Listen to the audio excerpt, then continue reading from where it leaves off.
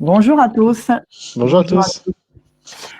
Bienvenue à notre webinaire qui va parler de 7 bonnes pratiques pour booster le taux de conversion de votre site web. Mais avant de tout démarrer, on aimerait s'assurer que vous nous entendez bien, Alexandre et moi.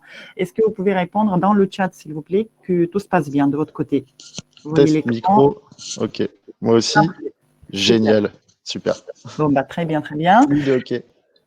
Bon, on va passer donc à l'action et je vais partager la présentation avec vous. Et voilà. Donc, comme j'ai déjà dit, ce webinaire va être consacré à des bonnes pratiques, notamment 7 bonnes pratiques pour booster le taux de conversion de votre site web. On a décidé de faire ce webinaire en partenariat avec GetQuanti parce qu'on a trouvé qu'il y a des tips à partager, il y a des bonnes pratiques à partager avec vous. Donc, je suis aujourd'hui avec Alexandre Huet. On va présenter rapidement nos sociétés. Et donc, après, on va basculer à notre webinaire. N'hésitez pas à poser vos questions tout au long du webinaire et à la fin, bien sûr, on va répondre à tout. Et également, le webinaire va être enregistré et vous allez avoir accès après au replay du webinaire et à la présentation. Alors, tout d'abord, ce webinaire est organisé par Route2Business et GetQuanti. En 2 mots, Route2Business, c'est un cabinet marketing pour les éditeurs logiciels et entreprises de services numériques. Et on accompagne les sociétés en marketing de l'offre, en lead génération, en activité commerciale et en relations clients. Donc, en fait, on propose des formations, de l'accompagnement, du service centré sur notamment les éditeurs de logiciels. Donc, je passe. Oui, merci Alessia. Donc à propos de GetQuanti, pour ceux qui ne nous connaissent pas ou pas encore, on est une start-up française basée à Paris, d'une vingtaine de collaborateurs. Et notre métier initial, c'est la génération de leads au travers d'un site web. On aura l'occasion d'en parler tout à l'heure. Ce qu'on fait, c'est, pour nous pitcher rapidement, c'est qu'on identifie les visiteurs B2B d'un site web au travers de notre techno IA, et on permet de les scorer, de les segmenter, etc., d'alimenter des workflows pour ensuite faire énormément de choses, y compris de la prospection commerciale sur les visiteurs de son site web. C'est pour ça qu'on a été gentiment invité par Route2Business pour parler de ces problématiques-là. On revendique à l'heure actuelle sur nos 400 clients 2 leads générés par seconde par notre IA, ce qui est assez énorme, une technologie propriétaire qu'on a développée depuis plusieurs années chez GetQuanti, et évidemment plébiscitée par Google. On a monté un partenariat avec Google sur notre technologie. Voilà, Alessia, je vais te laisser commencer, je pense, ta partie. Ou alors je vais peut-être faire une petite intro sur... Oui, je te laisse faire une introduction. Oui. Ok. Alors, on fait ce webinaire sur le taux de conversion d'un site web parce qu'on a vu qu'il y avait énormément d'investissements marketing générés sur l'acquisition de trafic. Là j'ai marqué dans ma slide, on investit en moyenne 10% de son CA en marketing, en B2B. Alors, ça peut être plus, ça peut être moins. Et quand on regarde la répartition des investissements en marketing digital cette fois-ci, on voit des réseaux sociaux, on voit de la création de contenu, on voit de la publicité, de l'emailing, etc., qui représente la majorité de l'argent, du budget qu'on va mettre dedans. Et finalement, le site web, la conversion, c'est un petit peu le parent pauvre du marketing digital. Et du coup, ça génère plusieurs problématiques. C'est-à-dire que on va alimenter un tuyau, un pipe, et le goulot d'étranglement, c'est le site web. À l'heure actuelle, est-ce que tu peux faire suivant? C'est toi qui as la main sur le, Oui. sur le PowerPoint. Pardon. Donc on investit en marketing, mais la performance commerciale n'est pas toujours là, pour plusieurs raisons. Déjà à cause du coût d'acquisition en digital, on voit que en emailing, on a des baisses des taux d'ouverture, des taux de clics depuis une dizaine d'années, ça tout le monde le sait, la hausse du CPC chez Google, etc. Donc c'est de plus en plus difficile d'acquérir des leads qualifiés. On voit des investissements en acquisition, donc ça je vous en ai parlé tout à l'heure, mais assez peu en conversion. Si par-dessus on rajoute pas du tout de mesure de la performance et d'outils pour monitorer un petit peu la pertinence de nos budgets marketing, bah, là-dessus, évidemment, c'est très difficile de piloter finement ces investissements. Et une grosse problématique qui est 98% du trafic d'un site web qui n'est pas identifié. Mais du coup, ça multiplie par des chiffres énormes, j'ai mis par 50, mais le CPL. C'est-à-dire que quand vous allez faire un investissement publicitaire, digital, vous allez faire venir 100 personnes. Si vous en avez 2 qui remplissent un formulaire, bah, les 98 que vous avez générés, ils sont un petit peu perdus à tout jamais. Donc ça, c'est un problème qu'on a identifié. Est-ce que tu peux faire suivre? Merci. On va pas faire ça à chaque fois, vous inquiétez pas. Du coup, voilà, ça génère 2 frustrations. Côté marketing, on demande toujours plus de leads. On a des objectifs marketing qui sont exponentiels, c'est plus 30% par rapport à l'année dernière, comme d'habitude. Toujours plus de leads qualifiés, ce qui est assez compliqué à obtenir, toujours plus formulaires, etc., etc. Donc on voit que c'est difficile d'acquérir du trafic, à la fois en volume et en qualité. Et on a toujours cette problématique de l'audience qui n'est pas convertie. Voilà. Côté sales, ben, là-dessus, on voit que c'est très difficile d'aller exploiter les leads qui proviennent des commerciaux pour plusieurs raisons, parce que y a de moins en moins de joignabilité des prospects, parce que les équipes commerciales ont une stack, une quantité d'outils qu'ils doivent utiliser qui est de plus en plus énorme, entre les solutions de sales automation, les solutions pour aller trouver des emails de leurs clients, LinkedIn, le CRM, etc., etc., etc.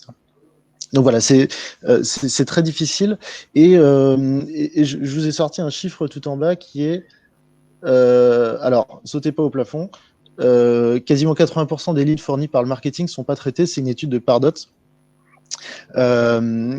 Ça va dépendre de ce qu'on appelle un lead. Pour le marketing et pour les sales, ils utilisent le même vocabulaire, mais c'est pas du tout la même chose. Quand vous avez une équipe marketing, par exemple, qui va livrer un fichier d'ouvreur-cliqueur de campagne email à son équipe commerciale, bah là-dessus, voilà, faut pas faire ça, c'est criminel.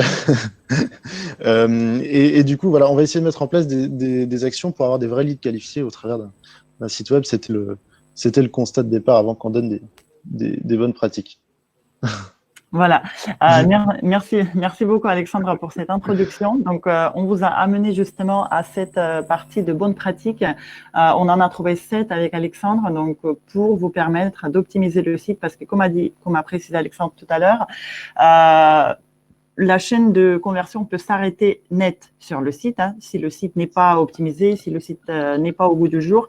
Mais au contraire, si on le travaille correctement, tout peut aller très bien et on peut donc générer des leads qualifiés. On peut après les passer à des équipes sales. Donc, regardons d'abord la partie qui est la navigation et les bonnes pratiques en termes de UX. Tout d'abord, quand on est un éditeur logiciel, quand on est un site e-commerce, quand on est n'importe quelle société, hein, dans n'importe quel domaine, il faut que l'internaute se reconnaisse sa problématique dès l'arrivée sur le site. C'est-à-dire, c'est vraiment les quelques premières secondes qui vont être déterminantes pour que l'internaute puisse s'engager et puisse aller plus loin. Donc, tout à l'heure, je vais vous montrer quelques exemples dans cette partie-là, quand un internaute se reconnaît et reconnaît correctement sa problématique. Par exemple, le site de Pictochart, destiné à des freelances, à des gens qui travaillent dans le design, etc. Donc, propose cette présentation-là, qu'on voit d'ailleurs de plus en plus sur différents sites. J'arrive et je vois tout de suite que sur ce site, je peux faire des infographies, je peux faire des présentations, je peux faire du print, etc. Et quand je suis un graphiste, je me reconnais dès les premières secondes de connexion sur ce site-là. Donc, c'est ça, on a passé le message qui saute tout de suite aux yeux, qui est présenté d'une façon assez intéressante et je me reconnais, je peux aller plus loin dans la navigation et dans la prise de décision. Un autre exemple, l'utilisation des GIFs et l'utilisation, bien sûr, d'une proposition de valeur qui est marquée en grand, oui, qui saute aux yeux dès qu'on arrive et dans laquelle on utilise, bien sûr, des mots-clés. Ouais. Donc là, j'ai une petite animation GIF qui me démontre tout de suite l'utilisation de l'application. Qu'est-ce que je peux faire avec cet outil? Et encore une fois, si je me reconnais, si c'est ma problématique, je peux me retrouver dans cet écran et je peux comprendre que je peux aller plus loin sur ce site-là, que ce site est capable de me fournir des choses dont j'ai besoin. Et un autre exemple, par exemple le site de Talentsoft, qui, pareil, qui utilise encore une fois cette présentation que vous avez vue sûrement plusieurs fois, hein, parce que c'est ce qui se fait aujourd'hui de plus en plus, mais ce n'est pas toujours le cas, donc on en parle pour faire passer ça en masse, on va dire. Donc, encore une fois, j'ai la proposition de valeur dans laquelle je retrouve les mots-clés, oui, donc meilleure expérience de travail. Donc, je m'adresse ici à des RH, à la direction pour mettre en avant les talents de la société. Voici quelques exemples pour travailler la problématique client pour que le client se reconnaisse tout de suite. Un autre point, c'est l'utilisation de méga-menus pour une navigation optimisée. Encore une fois, donc c'est quelque chose qui est indispensable aujourd'hui parce qu'on a tellement d'informations, on a tellement de contenu, tellement de catégories, etc., que tout simplement mettre ça en menu classique, ça ne va pas marcher, l'internaute va se perdre et va fermer le site web assez rapidement. Donc c'est pour ça que je vous montre encore une fois quelques exemples. Par exemple, bon, restons pour le moment sur Talentsoft. Ici, vous voyez, la partie produits, services, partenaires, etc., c'est présenté ce format de méga menu, c'est-à-dire tout de suite, je peux trouver des choses qu'il me faut sans aller chercher d'une page à l'autre, sans se perdre dans la navigation qui est quand même assez complexe aujourd'hui. Un autre exemple de méga menu qui est assez intéressant, c'est par exemple le site de Père Augustin, qui a travaillé la partie de solutions par type d'organisation et par rôle, par secteur d'activité, etc. Donc, c'est-à-dire, là, je propose à mon internaute de se reconnaître rapidement soit par son rôle, soit par type d'organisation, etc. Oui, pour pas qu'il perde du temps, pour pas qu'il hésite, est-ce que je peux lui proposer des choses ou pas. Donc, pareil, dans tout compte tout co, je vais dans Solutions et tout de suite, je vois que c'est filtré par industrie, par rôle, par d'autres choses qui me permettent de me reconnaître plus facilement et d'aller plus loin plus facilement.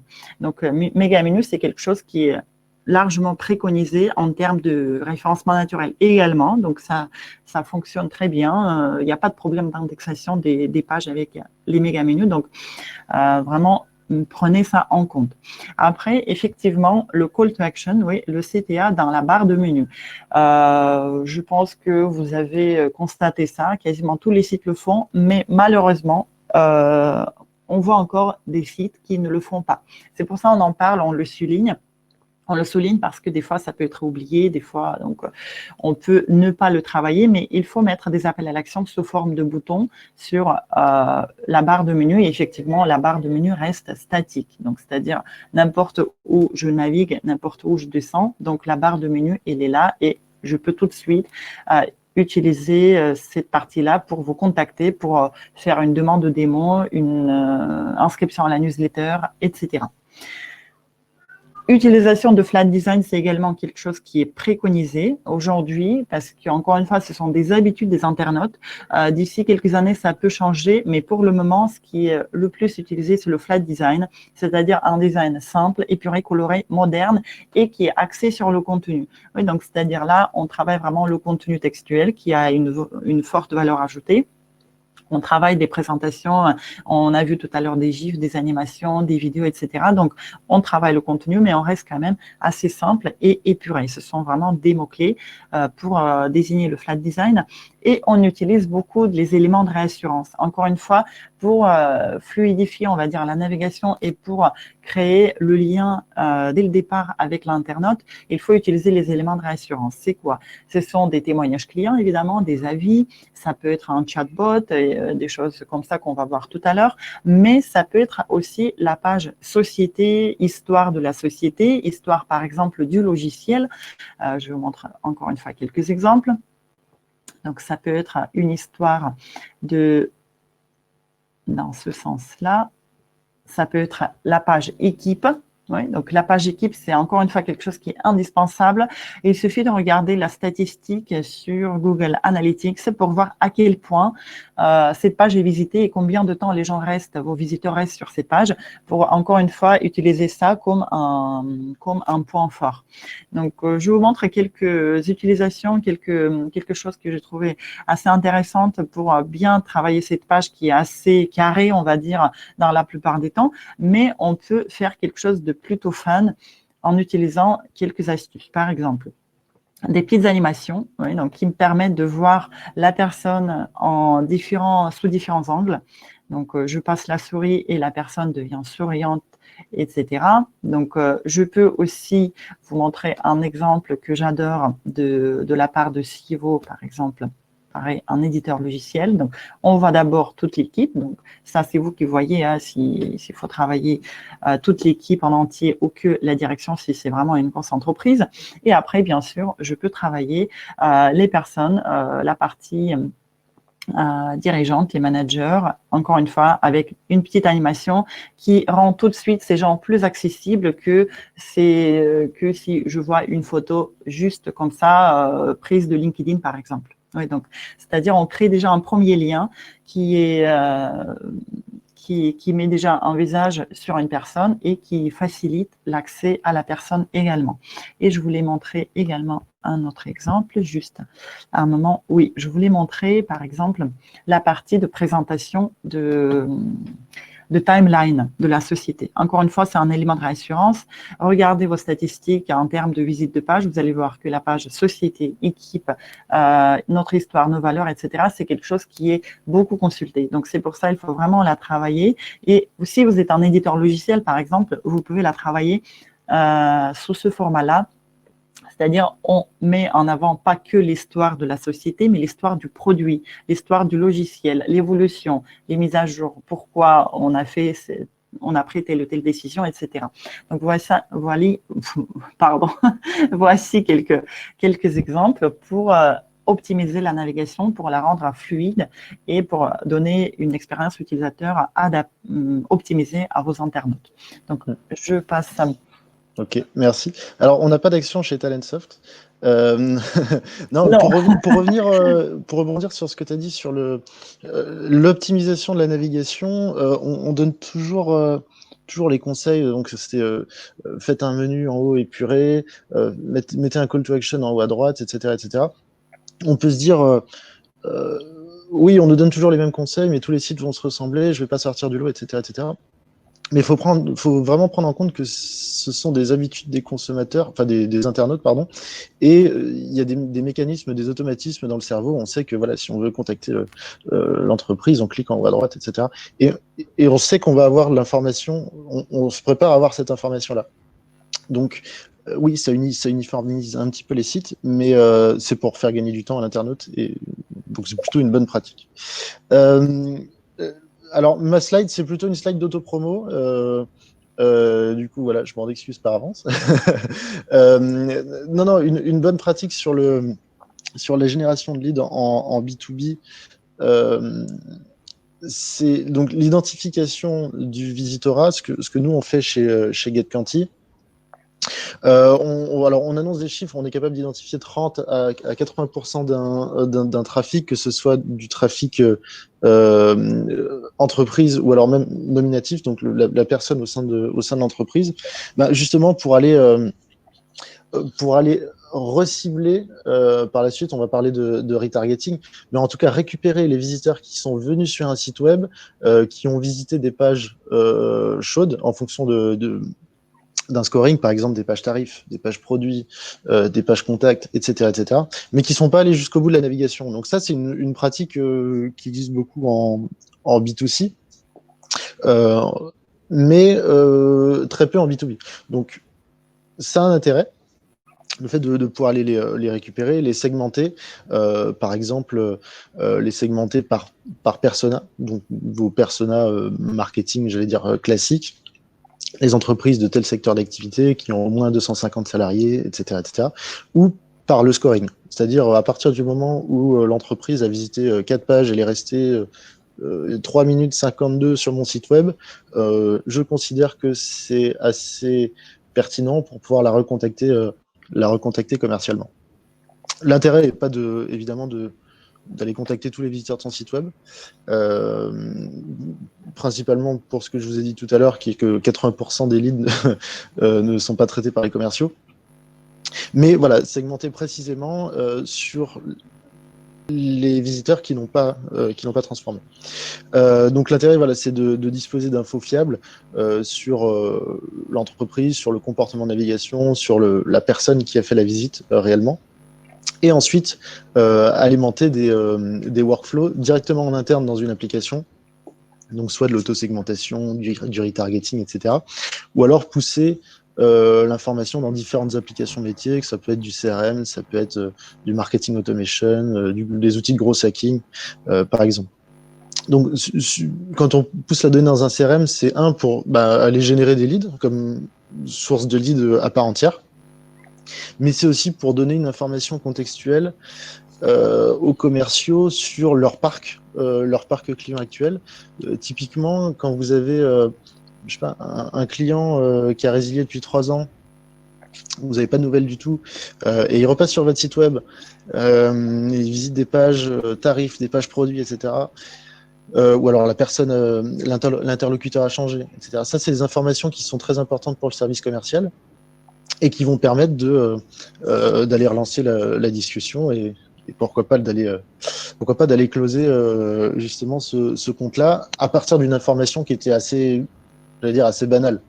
Mais voilà, il a fait une visite sur le site web. Donc faut vraiment la mettre en exergue avec les autres informations que vous avez. Parfait. Voilà. On continue avec nos bonnes pratiques. Donc, la partie suivante, ça concerne les formulaires et des landing pages optimisés. Donc, je pense aujourd'hui, vous tous utilisez des formulaires et des landing pages pour générer des leads, ou en tout cas détecter des leads et après les rentrer soit dans vos scénarios nurturing, soit les passer directement au commercial. Donc, chaque entreprise a ses processus en interne. Mais je voulais attirer juste votre attention dans le fait que il faut que sur les pages, que ce soit du formulaire qui est hébergé sur le site ou une landing page qui est hébergée sur une page à part, donc c'est-à-dire une page content du site, on va dire, mais sur laquelle on n'a pas vraiment du menu. Donc, vous voyez bien la différence entre les deux. Il faut que le contenu soit explicite et engageant. Donc, tout à l'heure, je vais montrer quelques exemples aussi. Évidemment, donc, on n'a pas les actions sur toutes les sociétés qu'on utilise pour des exemples. L'idée, c'est pour vous montrer vraiment des cas très concrets, pratiques, parce que ça aide à la compréhension. Donc maintenant, la différence entre les landing pages et les formulaires, mais encore une fois, d'une société à l'autre, ça peut varier, mais en général, on va dire en théorie, si on parle de marketing, site web, etc., en théorie, des landing pages sont utilisées pour la phase de nurturing avec les contenus premium, c'est-à-dire pour mettre en avant tous ces contenus premium de type livre blanc, webinaire, il peut s'agir des webinaires à venir, mais aussi des replays pour des événements, etc. Donc, pour toutes ces actions, on va dire, assez premium avec une forte valeur ajoutée, on travaille des landing pages. Par contre, pour des formulaires de type démo, contact, inscription à la newsletter, pour devenir un partenaire, pour postuler à un poste, etc., là, on utilise les formulaires qui sont hébergés directement sur notre site. Donc ça, c'est vraiment dans le cas de figure, on va dire en théorie. Après, en pratique, on peut très bien utiliser les pages du formulaire du site pour travailler des livres blancs, webinaires, etc. Donc, il y a pas de discussion là-dessus. Chacun choisit sa façon de faire. Tout à l'heure, je vais vous montrer quelques exemples. L'idée, c'est que quelque chose que je voulais vous passer vraiment comme message, c'est que il faut absolument que ce formulaire, n'importe comment il est créé, il faut qu'il soit entouré par du contenu qui explique pourquoi je remplis ce formulaire, qu'est-ce que je vais avoir comme information par la suite. Si je fais la demande de démo, il faut que la durée de la démo, la personne qui va faire la démo, etc., va être précisée. Oui, si je m'inscris à un webinaire, il faut que j'ai quelques données sur l'animateur, sur la durée, sur le programme, etc., etc. Et évidemment, aujourd'hui, on utilise les champs RGPD. Oui, donc ça, c'est indispensable pour, encore une fois, être être correct par rapport à l'utilisation des données personnelles. Donc, même s'ils ne sont pas très beaux.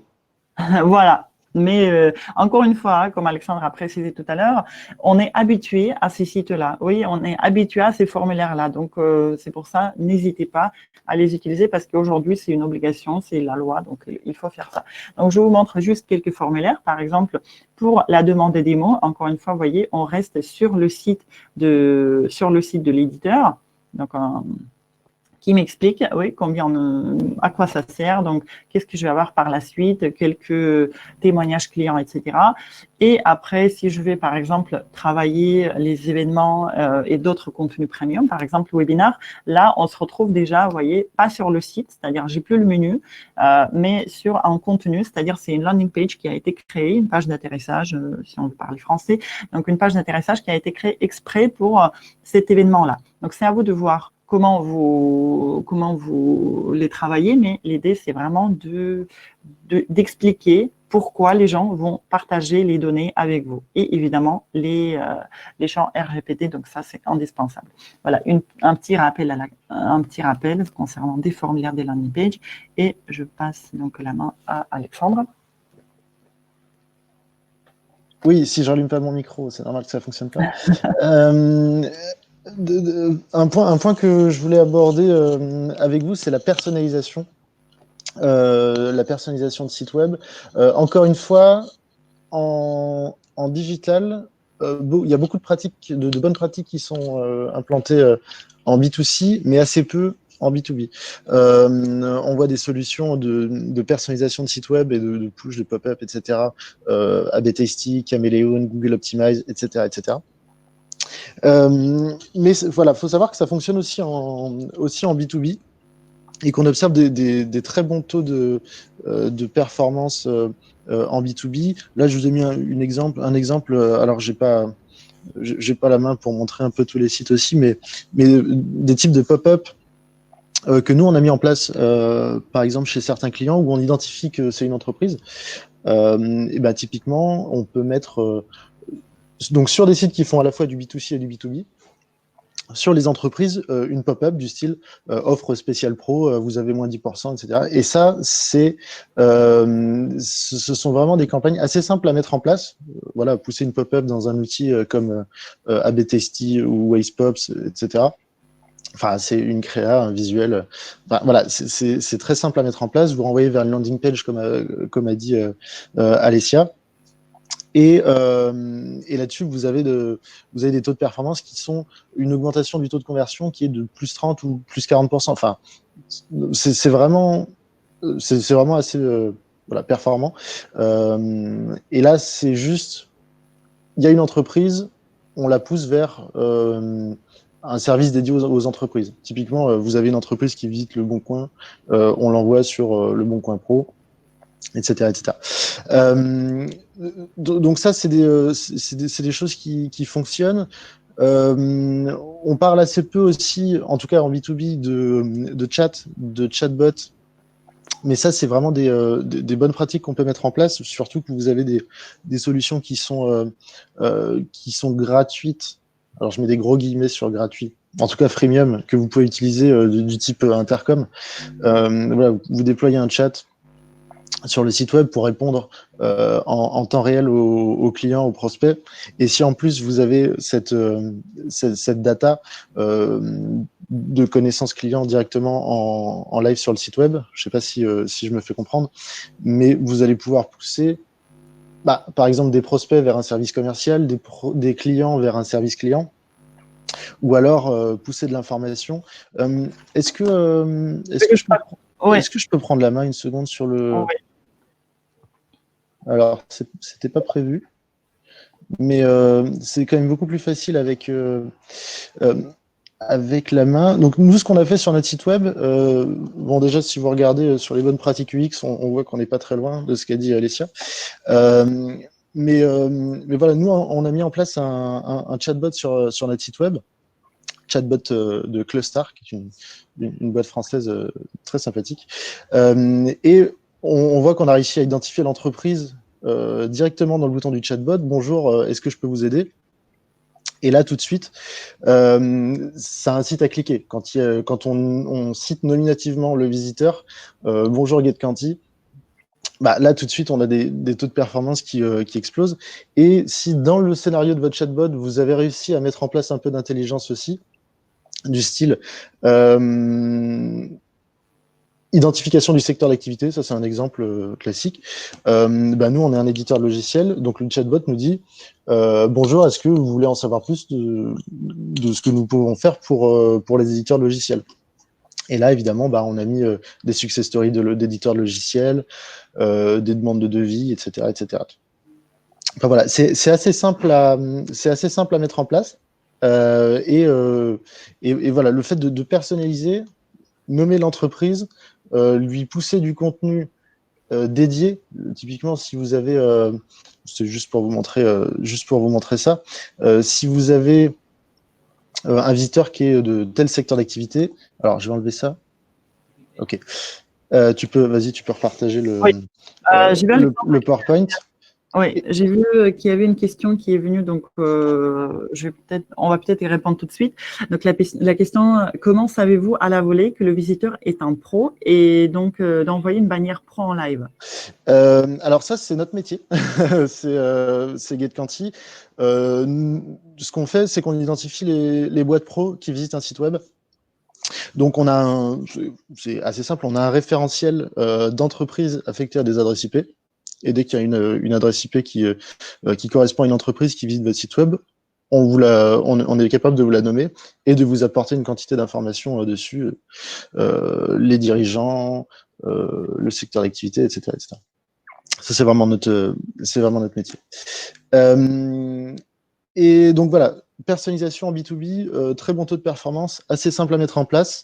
Et surtout, voilà, si en plus on couple ça à une solution d'IP tracking, GetQuanti ou autre, il y en a d'autres, et bien là-dessus, on va permettre de créer des scénarios vraiment très fins et très pertinents sur le visitorat pour augmenter le taux de conversion.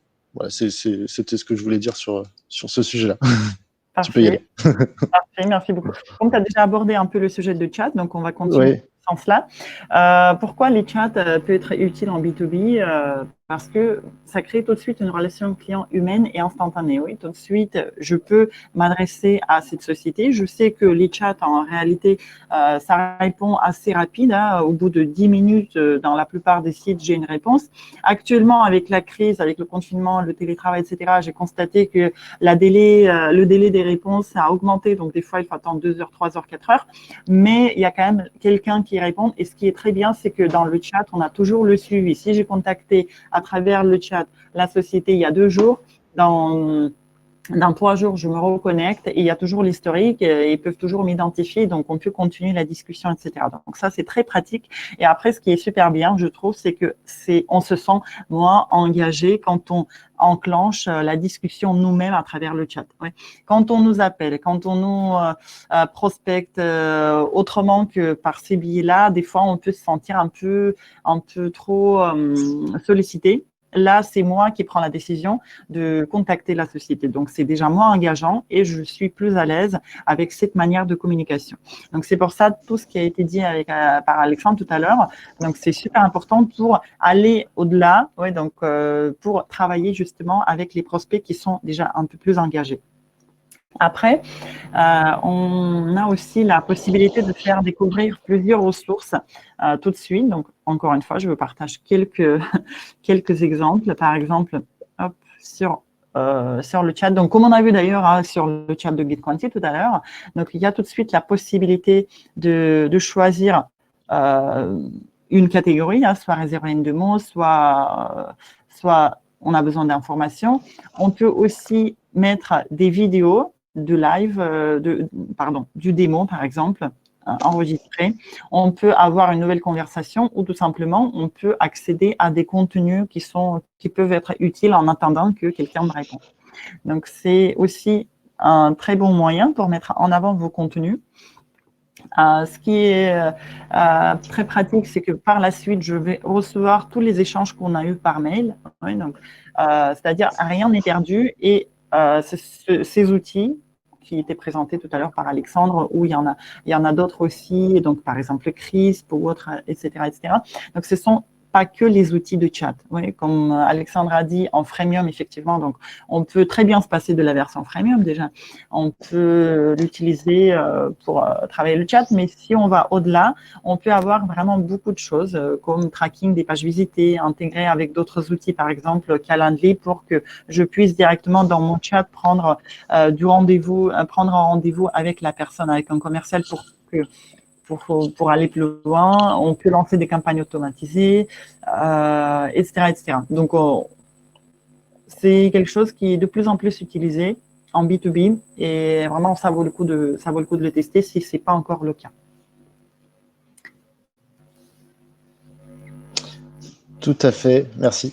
Oui, c'est vraiment des bonnes pratiques. Après, on vous recommande de tester les solutions freemium, mais voilà, n'hésitez pas à rémunérer les éditeurs si jamais les solutions vous plaisent.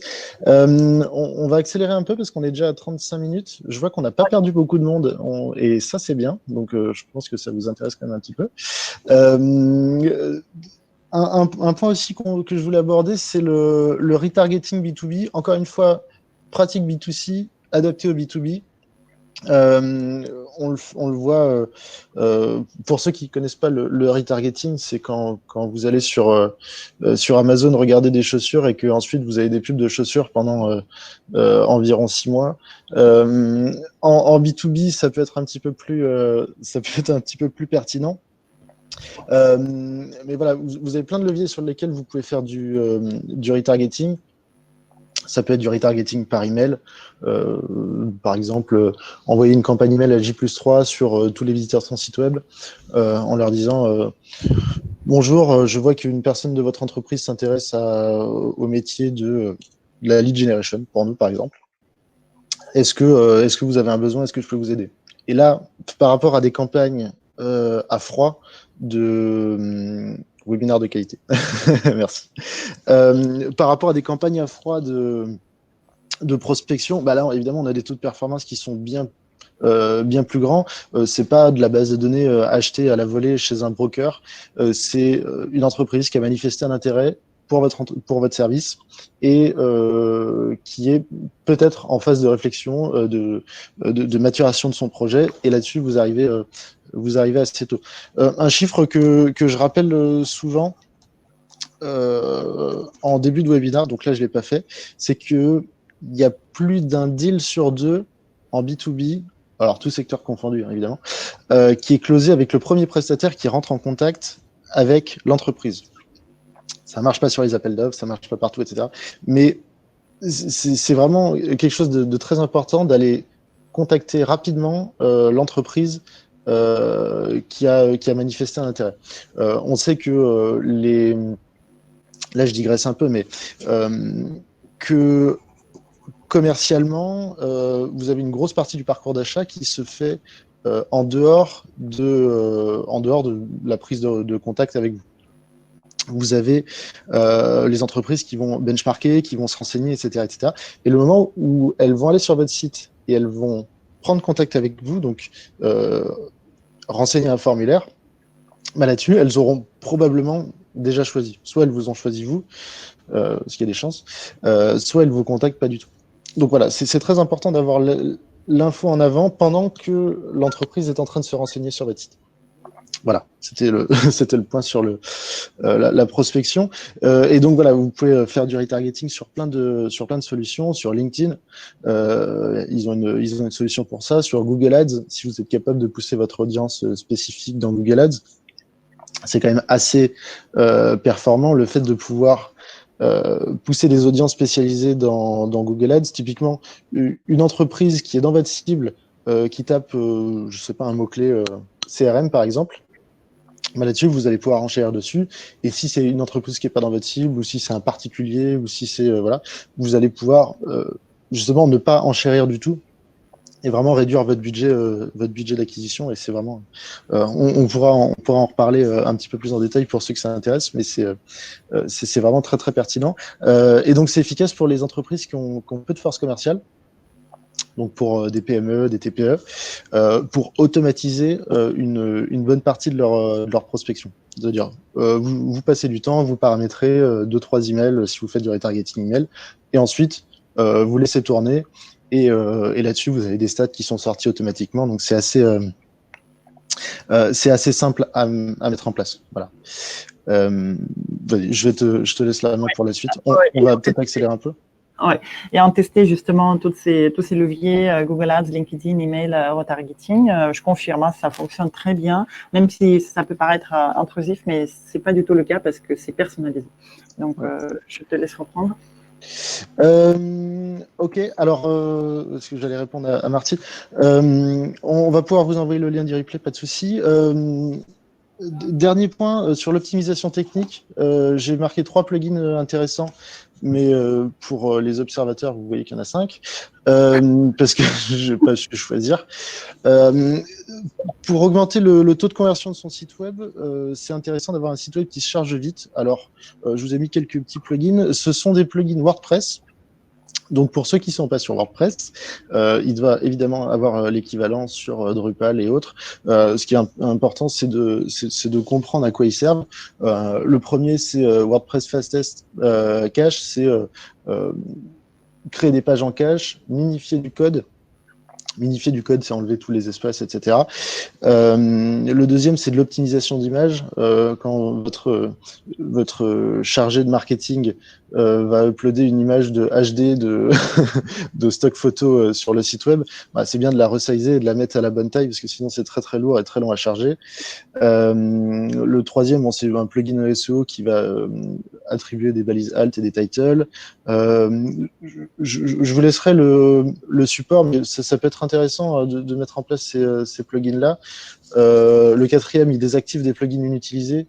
Typiquement, si vous avez un plugin de formulaire, mais que vous avez certaines pages qui n'en contiennent pas, la homepage par exemple, etc., et ben ça les désactive automatiquement. Donc ça c'est assez pratique. Et le dernier, il désactive des fonctionnalités de WordPress qui sont natives. Du coup, pour augmenter son taux de transformation, je vous ai mis cette liste parce que pour moi c'est important. Pour augmenter son taux de transformation, si vous avez des pages qui se chargent lentement, là-dessus, ça va être très dur. Vous aurez un internaute qui va passer plus de temps, donc ça va vous augmenter votre temps de navigation, mais ce ne sera pas réellement du temps de navigation. Donc les données sont faussées et il peut s'ennuyer dessus. Donc voilà, j'ai volontairement choisi des plugins que vous installez une fois et ensuite vous touchez plus. Du coup, ça évite de passer trop de temps. Mais après, si jamais vous vous intéressez à l'optimisation technique d'un site web pour réduire le temps de chargement des pages, il y a énormément de littérature sur le sujet et il y a énormément de plugins. Vous allez pouvoir en trouver des centaines et des centaines. Pourquoi, Alexandre? Pas de souci. Dis-moi si tu avais d'autres choses à rajouter. Non, moi j'allais attaquer les questions. Parfait. Donc, merci beaucoup à vous tous pour votre attention. On va afficher toutes les questions. Donc, ici, vous voyez aussi les prochains webinaires à venir. Donc, n'hésitez pas à vous inscrire et on va voir les questions. Donc, y a-t-il des technologies, des langages recommandés pour utiliser GetQuanti ou incompatibles? Alors, des technologies, des langages, non, pas du tout. Nous, en fait, on fournit un code de tracking vraiment dans le style Google Analytics. Vous le mettez sur votre site web et ensuite, vous ne touchez plus à rien. Et vous avez une interface GetQuanti assez simple d'utilisation où vous allez pouvoir récupérer tous les visiteurs de votre site web. Donc non, là-dessus, c'est compatible avec à la fois tous les navigateurs, mais aussi tous les CMS, etc. Parfait. Donc, question à propos des landing pages, c'est pour moi. Faut-il créer ces landing pages directement sur son CMS ou passer par un autre logiciel de marketing? Donc là, la question, je ne pourrais pas dire exactement sur quoi créer parce que ça dépend encore de vous et aussi de l'outil que vous choisissez. Par exemple, je sais très bien que certains outils de email marketing proposent de créer des landing pages, mais c'est une usine à gaz. J'ai essayé de travailler, par exemple, je vais dire le nom, par exemple, avec des landing pages de Sendinblue. J'ai trouvé que c'est impossible.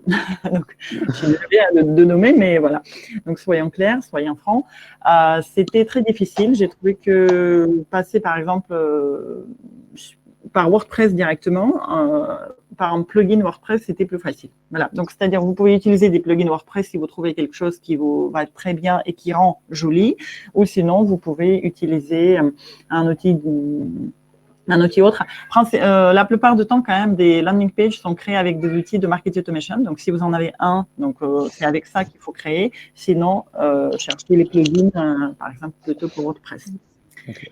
Et si vous avez les moyens, parce que c'est un petit peu plus cher que les autres, je peux vous conseiller la solution GetLandy. Alors, rien à voir avec GetQuanti, c'est pas du tout la même chose, mais eux, ils sont spécialistes voilà, de la création de landing page à la volée. Je l'ai utilisé dans une précédente vie, et c'est très pratique. Voilà, on n'a pas d'action chez eux, on les connaît pas.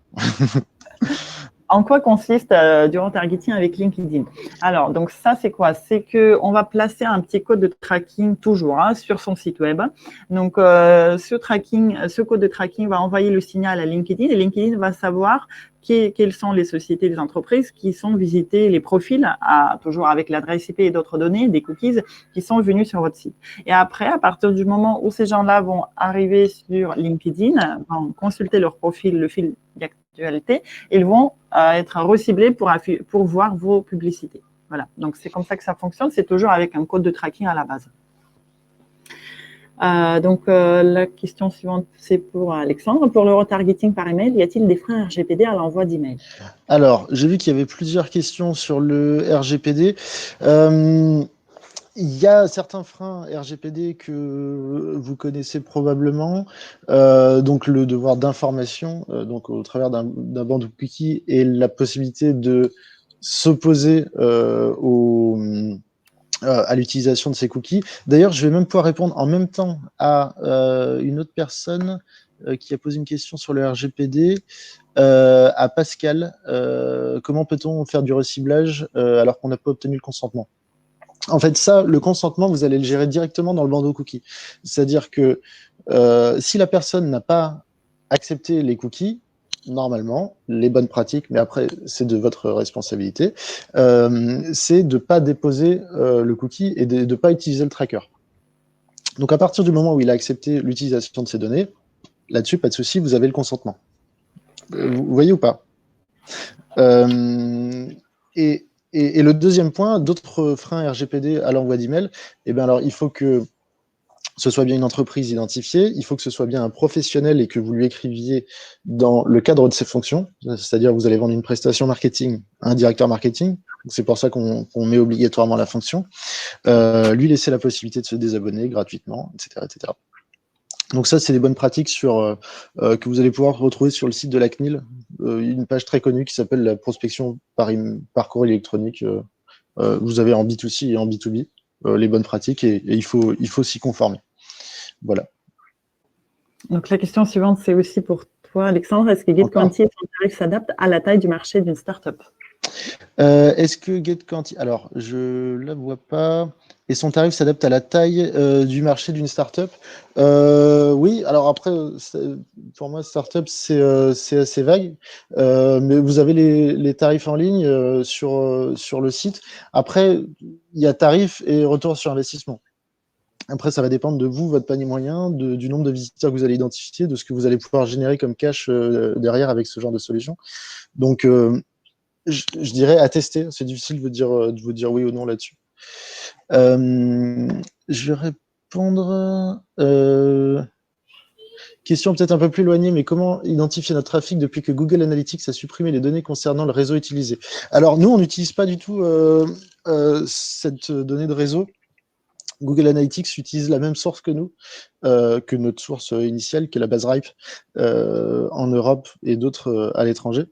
Donc les données ne proviennent pas d'Analytics. On a une base chez nous propriétaire. Voilà. Google Analytics, Google, ils ont aussi la même info. C'est pas parce qu'ils vous l'affichent pas qu'ils l'ont pas, mais ils ont décidé de ne pas vous la donner. Comme ils ont décidé d'anonymiser les IP, etc., etc. Mais voilà, donc, ça fonctionne vraiment différemment.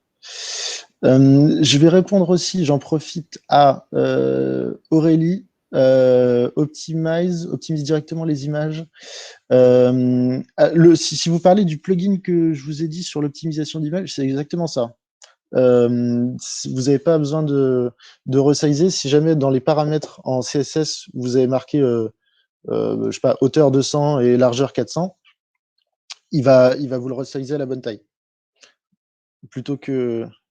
Ah, on est plusieurs sur le webinaire. Voilà. Pour Pierre, GetQuantiel est-il capable d'identifier le nom email tel du visiteur du site et non de l'entreprise? Oui. On n'a pas les mêmes... on n'a pas le même taux d'identification, évidemment. On reconnaît plus facilement des entreprises que des contacts. Mais oui, on est capable d'identifier nominativement des professionnels. C'est exactement faisable.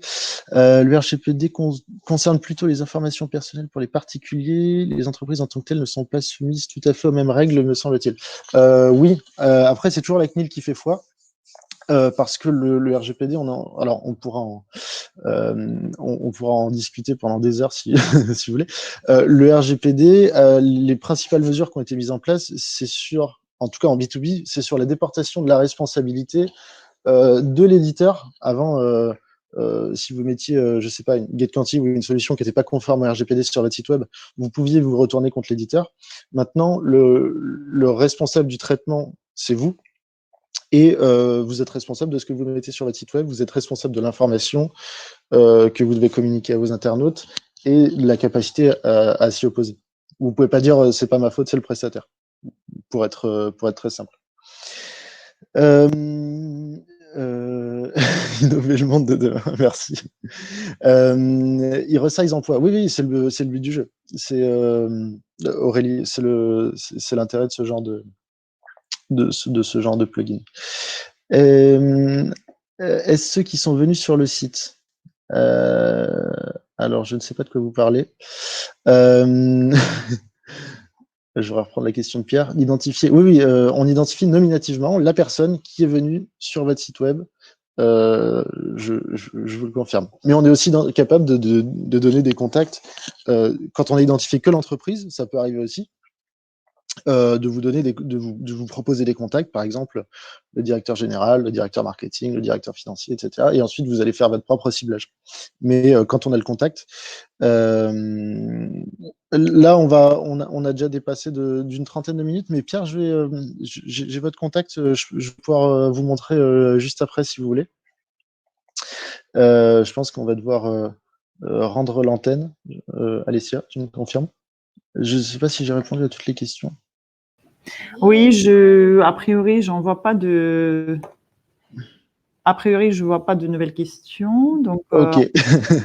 Merci beaucoup à tous pour Ouais. vos questions. Si jamais il y en a d'autres à qui on n'a pas répondu, on le fera par mail parce qu'on a vos coordonnées. Ouais. Et pareil, donc, vous recevrez d'ici peut-être aujourd'hui ou demain la présentation et le replay du webinaire. Hop, je vous ai envoyé mon mail. Si vous voulez si vous voulez me poser des questions, n'hésitez pas. Et Daniel, je vais prendre votre email et puis on va échanger. Voilà. On vous envoie tout à fait la présentation, il n'y a pas de souci. Merci à vous, très bonne journée et au plaisir. Merci beaucoup. Au revoir. Bonne journée.